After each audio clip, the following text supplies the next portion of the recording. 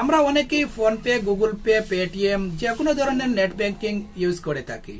তো আপনার কাছে নিশ্চয়ই ফোনপে, গুগল পে, পেটিএম এরকম কোনো অ্যাপস আছে। আপনি অন্যর অ্যাকাউন্টে টাকা ট্রান্সফার করেন, অন্য কেউ যদি আপনার অ্যাকাউন্টে টাকা ট্রান্সফার করে ফোনপের মাধ্যমে হোক বা গুগল পের মাধ্যমে হোক বা পেটিএম এর মাধ্যমে হোক, আপনি অ্যাকাউন্টে টাকা পেয়ে যান। তো আজকের এই ভিডিওটা এই জন্য যে আপনার ফোনপে যদি থাকে বা গুগল পে, পেটিএম থাকে, তো ভিডিওটা পুরো দেখবেন। ভিডিও পুরো না দেখলে কিছুই বুঝতে পারবেন না। ইউটিউবে যদি ভিডিওটা দেখছেন, ইউটিউব চ্যানেলটিতে যদি নতুন হয়ে থাকেন, ইউটিউব চ্যানেলটিতে সাবস্ক্রাইব করে পাশে থাকা বেল আইকনটি অন করে ভিডিওতে একটা লাইক করে নেবেন। আর যদি ফেসবুক পেজে ভিডিওটা দেখছেন, ফেসবুক পেজটি যদি এখনো ফলো না করে থাকেন, ফেসবুক পেজটিতে ফলো করে রাখবেন, ভিডিওতে একটা লাইক দিয়ে রাখবেন, আর ভিডিওটা একটু শেয়ার করে অন্য ভিউয়ার্সদেরকেও দেখার সুযোগ করে দেবেন।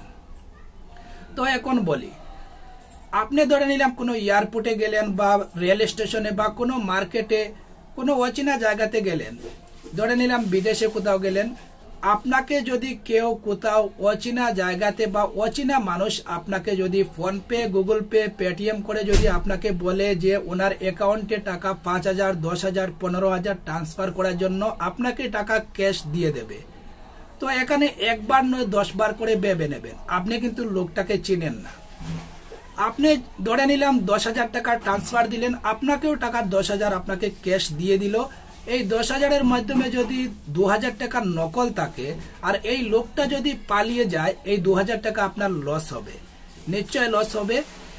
এখন ধরে নিলাম আপনি অন্য কোথাও গিয়েছেন, তো আপনি যেখানেই যান না কেন, এয়ারপোর্ট, রেল স্টেশন, কোনো মার্কেট বা কোনো অচেনা জায়গা, অচেনা একটা মানুষ এসে আপনাকে বলল যে ভাই আমার অ্যাকাউন্টে টাকা 5,000 ট্রান্সফার করেন, আমি আপনাকে 5,000 টাকা ক্যাশ দিয়ে দেব। অ্যাকাউন্টে টাকা 5,000 ট্রান্সফার করার সাথে সাথে যদি ও বাইক করে পালিয়ে যায়, বাইক চালিয়ে যদি পালিয়ে যায় বা কোনো কার চালিয়ে পালিয়ে যায় বা দৌড় দিয়ে পালিয়ে যায়, আপনি কি এই 5,000 টাকা ফেরত পাবেন?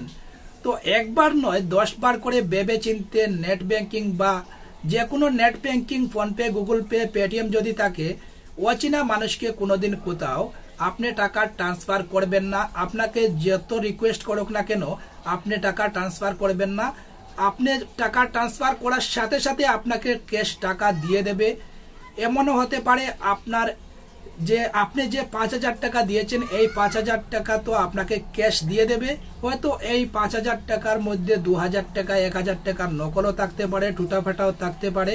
অথচ আপনি টাকা ট্রান্সফার করার সাথে সাথে ওই লোকটা যদি পালিয়ে যায়, তাও আপনার 5,000 টাকা লস হবে। তো নিশ্চয়ই এখন বুঝতে পেরেছেন যে অচেনা মানুষকে কোনোদিন কোথাও নেট ব্যাংকিং এর সাহায্যে বা ফোনপে, গুগল পে এর সাহায্যে আপনি টাকা ট্রান্সফার করবেন না।